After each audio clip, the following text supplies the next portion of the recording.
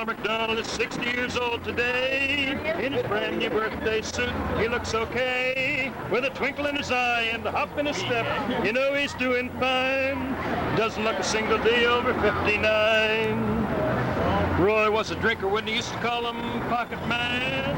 But he also was a thinker and he made himself a brand new plan.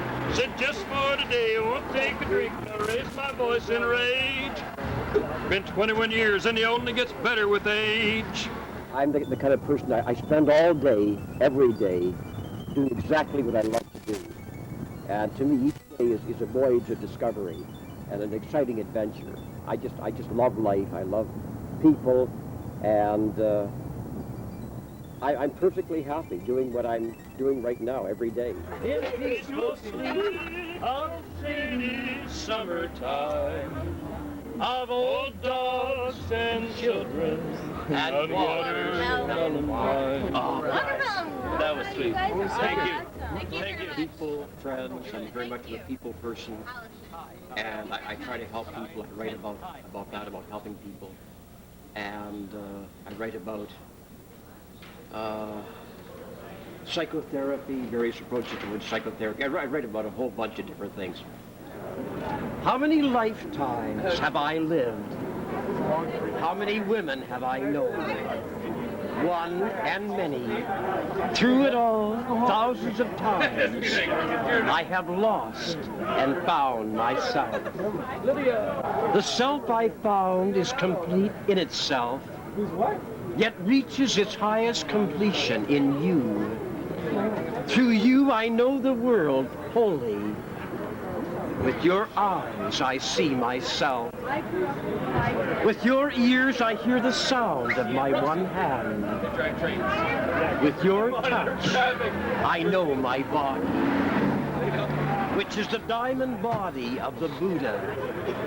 My Eve, my beloved mate, lost and found forever. Very nice. Very nice. Beautiful women inspire me very much. I mean, beautiful women that I really care for, that I love in one way or another. Hey, I'm 62 years old. I mean, you know, old guy like me getting hugs and kisses from all kinds of beautiful women. I mean, how can you beat that, eh? Well, Roy is a living landmark, an icon in this town. He woke up singing this morning as he does each day. To the Covent Garden Market, he made his way. He told Corey, just do it, and Rita, you're so serene. Then he went to DNR, got a second cup from Charlene. It started off with Wayne writing a song about me on my birthday when I turned 60. You know that song. And he wrote a song when I turned 61 and when I turned 62. The song he wrote about me when I turned 60, I liked it so well that I had the idea of him writing a song about my mother, who would have been 100 years old a year ago last July 22nd. So it's a collaboration. He wrote the song, he wrote the music, and I really liked that a whole lot. And other people did on the street too. People have really enjoyed it. So when my father's birthday came up, my parents died a number of years ago, but when my father's birthday came up, I thought of writing another song in honor of my father. And I did the same thing. Collaboration, I gave him the background of my father, his life, what it was like, and expressions he would use and so on, metaphors. And from that, Wayne wrote the song at a different melody to each song. Wow, man, that's what your father? Now we'd always wanted a son who could hunt and fish and bait a hook. But every time he'd look for me, I'd have my nose buried in a book. My father was incredibly skilled with his hands, a troubleshooting son of a gun. He could fix anything, but he couldn't fix the rift that grew between father and son. He was rough, he was tough, he was a sure enough macho man. And David Warren McDonald was my old man. It came time for reconciliation to end the trouble in our clan. I went to find my father and faced him man to man. I said, I love you, Dad. I knew he was glad. I could see it in his eyes. He flashed that beautiful, radiant grin. I'd taken him by surprise. He was rough, he was tough, but I was loved by that man. And David Warren McDonald was my old man. The song you hear is a tribute to one of his memory, to tell the world of a dad who cared. Yes, I'm his legacy. I persistently hunt and fish for ideas as my hands work with paper and pen. I fight for the rights of the underdog and ideals I believe in. I proudly say in many ways I'm a lot like my old man. He'd share his skills and he'd always give all he can. And David Warren McDonald was my old man. There's more to him than met the eye. He was rough, he was tough, he was a sure enough macho man. And David Warren McDonald was my old man. I write at home, at my desk, generally, and if I'm writing a song, the first night will usually be spent putting together all the information I have, because I can't write a song without information. And then the next night I'll sit down for 2 or 3 hours and write. Usually it takes about 3 nights like that of 2 or 3 hours at a time, at least 3 hours really. I enjoy very much singing with Wayne. I also enjoy singing by myself. Each kind of singing has its own benefits. I like the variety. A lot of good things about singing with Wayne, and a very significant factor is he keeps me on tune and gives me singing lessons. He's a much better singer than I am, and he keeps me on tune. He tells me when my rhythm is off and so on. And I've been doing a lot of learning in terms of music, in terms of singing, in terms of songs from Wayne. So he is my teacher in that sense. What he wants he can get now. He even made the teacher let him sit next to my baby. He's a bird dog. Hey, bird dog, get away from my quail. Hey, bird dog, you're on the wrong trail. Bird dog, you better leave my lovey-dove alone. Hey, bird dog, get away from my chick. Hey, bird dog, you better get away quick. Bird dog, you better find a chicken little of your own.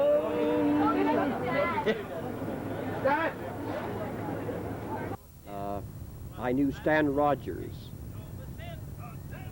when he was just playing local gigs. He wrote Barrett's Privateers and became an internationally known singer-songwriter until his tragic death about 12 years ago in a plane crash. The antelope shook and pitched on her side. I wish I was in Sherbrooke now.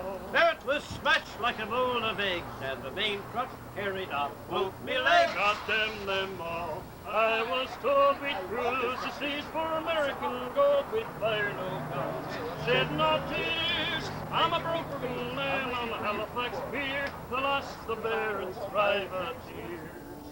Here I lay in my 23rd year. I wish I was in Sherbrooke now. It's been 6 years since we sailed away, and I just made Halifax yesterday. God damn them all. I was told we'd cruise the seas for American gold. We'd fire no guns, shed no tears. I'm a broken man on a Halifax pier, the lost the Barrett's privateer. A key thing that I do is I bring poetry to the streets. I do this in a very conscious way. I'm a poet, I've written poetry. But to be able to, a lot of people will listen to me out here reciting poetry who wouldn't go to a poetry reading because they think like poetry readings are sissy affairs or whatever. So they don't realize that how beneficial poetry can be. And if I bring poetry to the streets, they enjoy it. So that's partly what I do and what I like doing. This is a Leonard Cohen poem, okay? It's called Song. I almost went to bed without remembering the 4 white violets I put in the buttonhole of your green sweater, and how I kissed you then, and you kissed me, shy, as though I'd never been your lover. A friend of mine knew I was interested in meeting Leonard Cohen. He knew him, and he said Leonard Cohen was in this bar in Montreal on Preston Street called the Winston Churchill.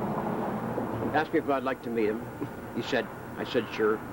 We went in, and Cohen was sitting at the back of the bar with several people around him, mostly women, sort of, kind of an adoration scene. Wow, there's Leonard Cohen. And it seemed like the sort of a scene that I wasn't really interested in meeting him under that condition. That sort of like, it just seemed kind of phony. And I said to my friend, I said, well, thanks anyway, but, I'd rather not, meet him in this, situation that he's, people are around him, he's talking to them, so I said, some other time. My friend said, okay, and he left.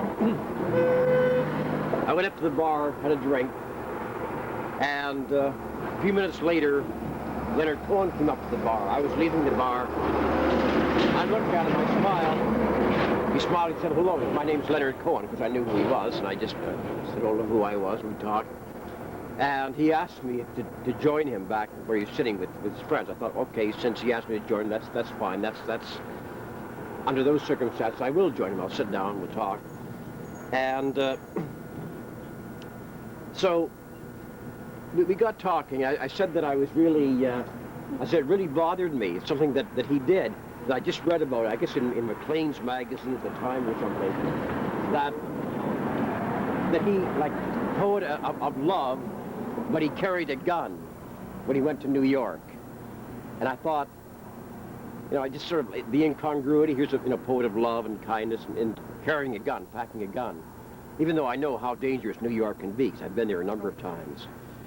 And he said, well, we all make mistakes. I said, well, how do you mean that? He said, well, that was a mistake. I don't carry a gun anymore. I don't carry a knife. I don't carry anything like that. That made me feel better. I just sort of, well, that's good. And we got talking about different things. And I told him that a friend of mine, a woman, Lynn Moore, wanted me to recite a poem of his called Song at her wedding. And that was the poem I just recited. He said, Song. He said, how does it go? I said, would you like to hear it? He said, well, you memorized it? Yes, just a short poem, but so I recited it to him, like I just did. And after that, we're just sort of sitting around like I'm like this only. And I'm sitting there, and he gives me a hug. He said, well, thank me very, gives me a big hug. And I thought, well, I'm just like, I'm taken aback. I just met the guy half an hour ago, And that's why you're thanking me. I said, why is it just, because like, he'd forgotten the poem. I reminded you of the poem. I couldn't figure out why he would be, like that.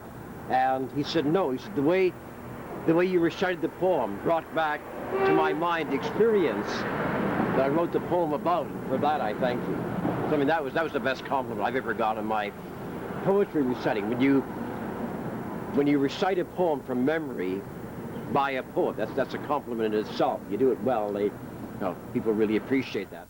Some say he lives in an igloo, and isn't that nice? To spend the summer in a house made of ice. Some say he's a professor with a PhD. He's a legend in our minds. He's the last of the hippies and the first of his line. We've been accused of impersonating the homeless. Some people are convinced we're professors from the university conducting a sociological experiment. Or millionaire guys coming down here just to suck a few more bucks out of the drunks, and everything. I try to be as honest as possible. I don't want to give people the wrong impression. And people think, well, okay, I've written books. My journal, Living in London journal's gone into a 5th printing. Poetry book's gone into a 4th printing. Made publishing history in Canada in terms of number of printings they've gone through, in terms of small presses. And on account of that, people think, well, he's got to be rich. He sold, thousands of copies. I mean, if they really worked at it and saw how much the book was being sold for, writers get around 10% royalties and so on. Okay, it doesn't amount to that much. I mean, I'm not selling 100,000 copies of my books and so on. But they think because they don't think maybe that, well, that I'm rich. That's one of the rumors around that I'm rich. Picture on the cover of the Rolling Stone. Rolling Stone. Want to see my picture on the cover? Thank you. Rolling Stone. Want to buy 5 copies for my mother? Rolling Want to Stone. see my smiling face? On the cover of the Rolling Stone. I like to make people happy. I like to get people to enjoy themselves and just make people feel better on the street. I got my poor old gray-haired daddy driving my limousine. And now it's all designed to blow our minds, but our minds won't really be blown. Like the Blow that'll get you when you get your picture on the cover of the Rolling Stone. In terms of doing this, I've been doing it for about 3 years now. We've been singing on the street for around 3 years. And it's a new phase of my life. And it's something that's, it's just a wonderful experience. Now, these two guys are great. They're probably great guys to talk to at 3 in the morning when you're coming out of here just absolutely hammered and philosophizing for hours. It's good. I think it's good that they are doing what they want in the streets. Even if it is in the streets, it's still the music, and that's what counts. Yes. I like to be as authentic as I can, and as genuine as I can, and it's a lifelong process of evolution, of getting better, attaining more self-control, more self-mastery, growing. We never stop doing this. We never should stop doing this. We should keep on as long as we live. There's always new things to do, new things to find out. I don't know how long I'll be doing this. I mean, there's other opportunities I have, other things I want to do. I'm interested in all of the arts. I'd like to do more photography. I'd like to do more visual art. But I love this, so I'll probably continue for some time. Happy birthday, Charlie. We have a new CD out, our first CD, our own CD, recorded by a brilliant young man named Pete Matthews, works at Target Hi-Fi. It was recorded between September and November of '99, I think. And what can I say? There's 19 songs, 6 poems, some street interviews. It's all kind of interwoven in a continuous flow that people seem to really like. Your radiant smile that lights up for miles. And there's 2 songs that I wrote, which were recorded in the studio with not really a live band, I think it was a dead band, and Roy recorded 5 of his poems that he wrote in the studio as well. There's a very beautiful blonde lady who I've been acquainted with for a long time, and I told her a couple years ago I'd write a song for her birthday, and I did, and that's on here. Happy birthday, Charlie. So,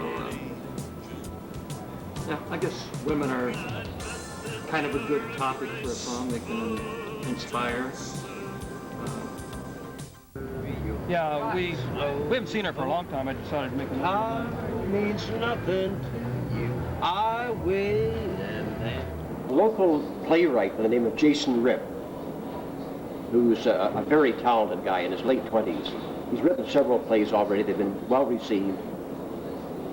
Decided to write a play about my life. It's a collaboration play.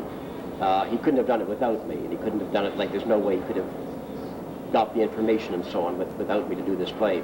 I gave him all the background of my life, dramatic incidents, and from that he wrote the play. And I gave him about at least 10 times more information than he would need for the play. And the play was fictionalized, as all plays are to some extent. And but the events, most of the events happened, but what Jason did would put maybe take 2 or 3 events together and put them into, as if they happen, as if they're one event rather than 2 or 3 different events. Compression, in other words, which is what is often done in plays. And this is the first time that Jason Ripp has ever done a play on a person, an actual person. He's done completely fictional plays before. It was absolutely amazing experience for me. There's my life before my eyes. You know, like you have a near-death experience, you see your life, you know, flashes before your eyes, your whole life. I see you're on the basis, 4 days on your whiskey. I'll give you some advice. So I had it in my bottle. Need to come on Granny bought a cigarette and me for a light. And the night got deathly quiet. And his face lost all expression. Said if you're gonna play the game, Roy, you gotta learn to play it right. You gotta know when to hold 'em, know when to hold 'em, know when to walk away. You gotta know when to run. You never count your money. When you're sitting at the table, there'll be time enough for counting when the deal is done. Yes.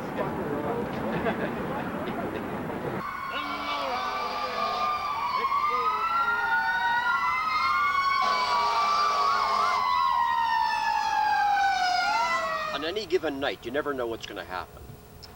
And It doesn't even have to be a fight. We're, in a sense, vulnerable to anybody who would want to just walk up and take a poke at us. Simple call.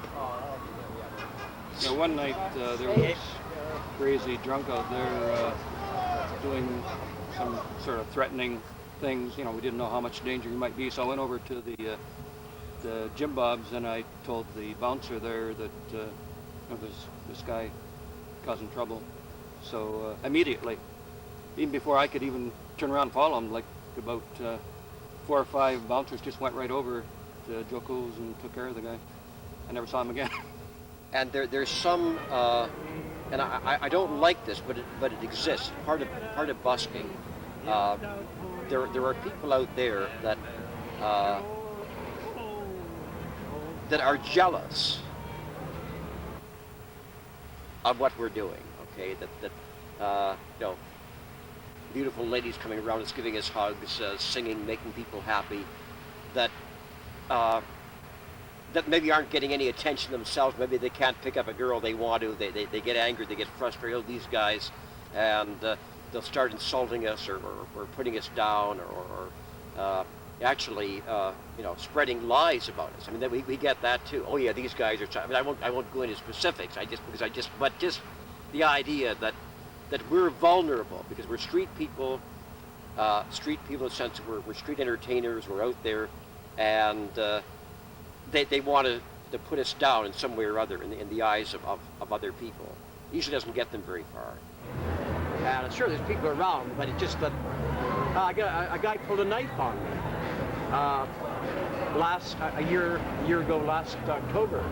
Now he was schizophrenic, and but it was still scary. You know, the guy threatened me with a knife. He's out of a tormented, screwed up thing that he was thinking that, you know, and when I saw him when he was in his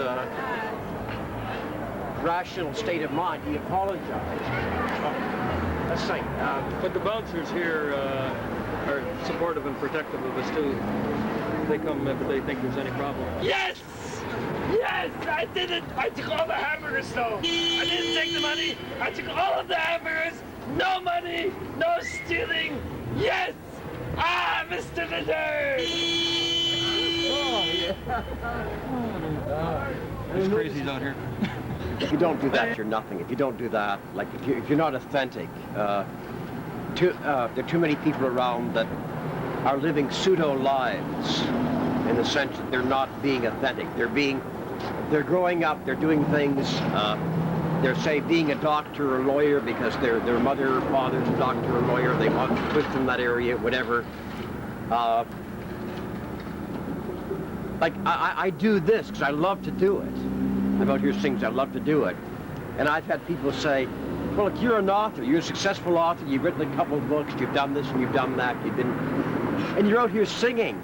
What's you know, like as if I've gone downhill. It's not just, you know, I've lowered myself because I'm out here singing on the street, right? No, the concept of you know, to many people, that it's just the next step to begging money, you know, singing on the street. And it is an entirely different thing, but some people have the, you know, some people say, well, you know, like, what are you out here begging money for?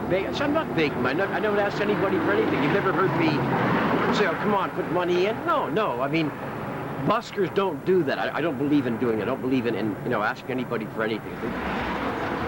How about strangers in the night? Strangers in the night, exchanging glances. No. That's getting hot dog. I'm singing this. Can't go. No, not yet. Strangers in the night. The answer question. Taboo or not taboo? That is not the question. To boo or not to boo? Is that the question? To be, B-E-E, or not to be? That is only the question for a bumbling bee who believes his hive to simply be in the flower of his youth. I drone on and on. Meanwhile, night cometh when no bee worketh.